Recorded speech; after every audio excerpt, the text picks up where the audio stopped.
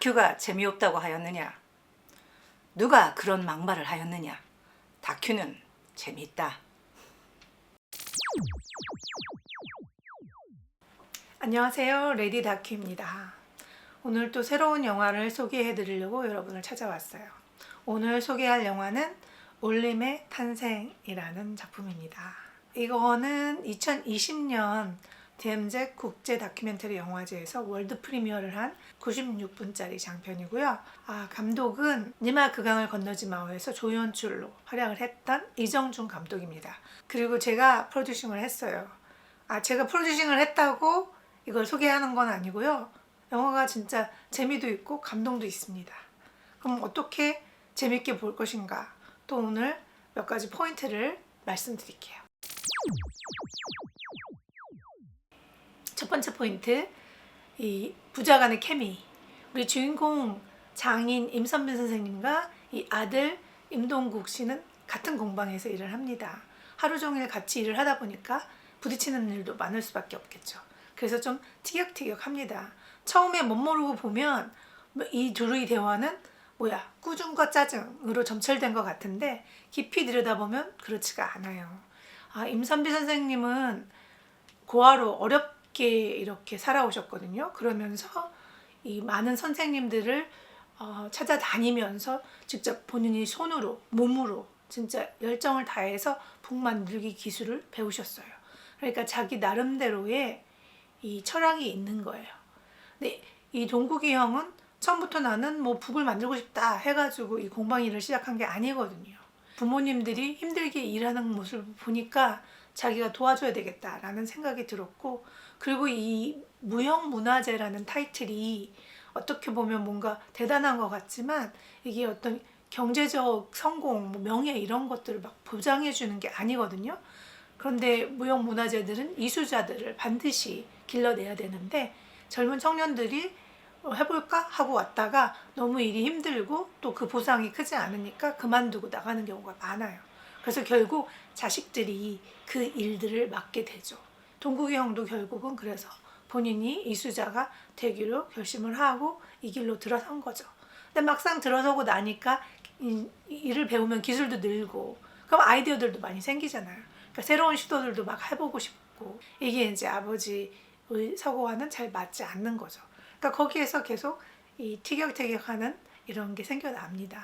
그리고 또 어렵게 살아오신 우리 어르신 세대들은 본인의 애정을 표현을 못 하잖아요. 그러니까 선생님한테는 이 외동아들 동국 씨가 얼마나 소중하겠어요. 잘 키워내고 싶고 잘 했으면 좋겠고, 그렇죠. 근데 이거를 입 밖으로 잘 표현을 못 하세요. 그러니까 자꾸 이제 꾸중하는 형태로 나타나긴 하는데 그만큼 관심을 가지고 지켜보고 있다라는 거거든요. 그리고 동국이 형도 이렇게 이쁘게 말을 하고 이런 거는 솔직히 잘 못하잖아요, 늘 남자들이.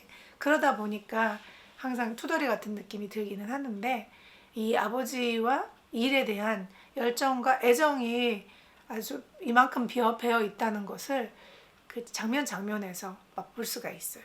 그래서 이 둘의 케미를 바라보는 이런 재미가 있습니다. 영화에 특별히 그러한 서로 간의 애정 이런 것들이 겉으로 팍 드러나진 않지만 이렇게 배어있는 그런 장면들이 꽤 있는데요. 그중에서 제가 제일 좋아하는 장면은 거의 마지막 부분이에요.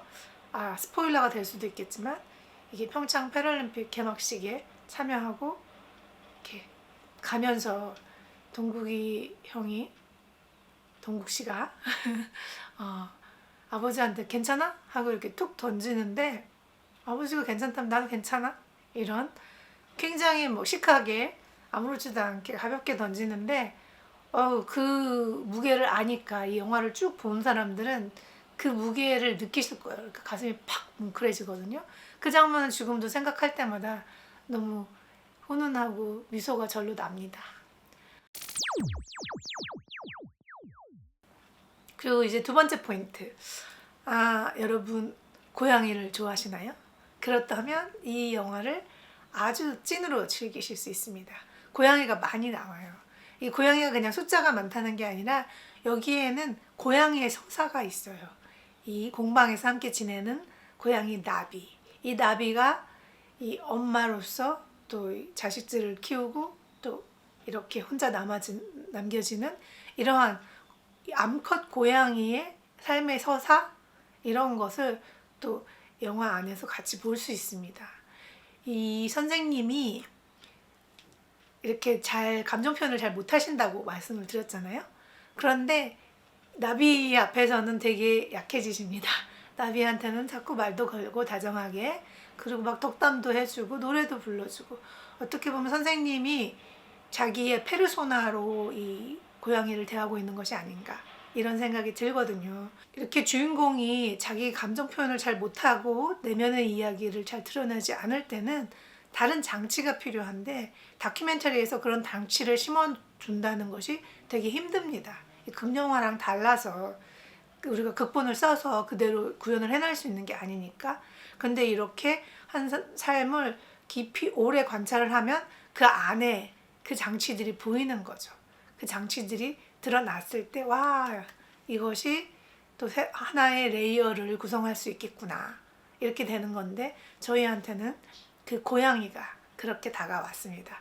이 감독이 굉장히 오랫동안 선생님이 공방에서 많은 시간을 보냈기 때문에 선생님을 관찰하면서 이 고양이와의 관계 이런 것들에도 주목하고 굉장히 잘 담은 거죠, 영상을.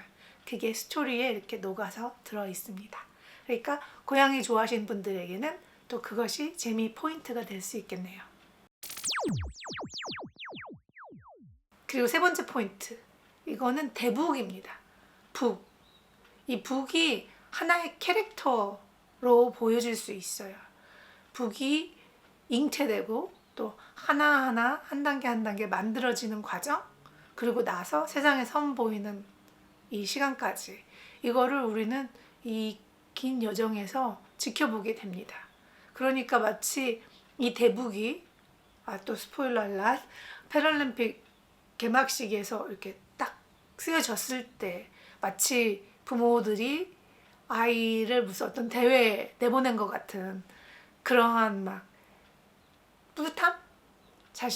자랑스러움? 막 이런 것들이 막 느껴지는 거예요.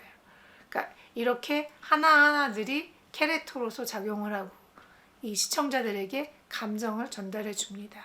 이 감정선을 잘 다스리는 게 다큐멘터리 편집의 기술이거든요. 그래서 올림의 탄생에는 그렇게 우리가 감정선을 따라갈 수 있는 캐릭터들이 인간뿐만이 아니라 고양이, 동물, 또 대북이라는 사물까지 이렇게 다양하게 이렇게 진을 치고 있습니다. 그러니까 꼭 봐주시길 바랍니다. 이 올림의 탄생은 현재 유튜브 무비에서 볼 수 있는데요. 이게 구매와 렌트가 있더라고요.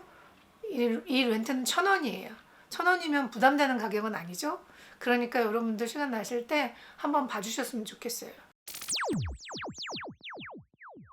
그럼 오늘은 여기까지 마치겠습니다.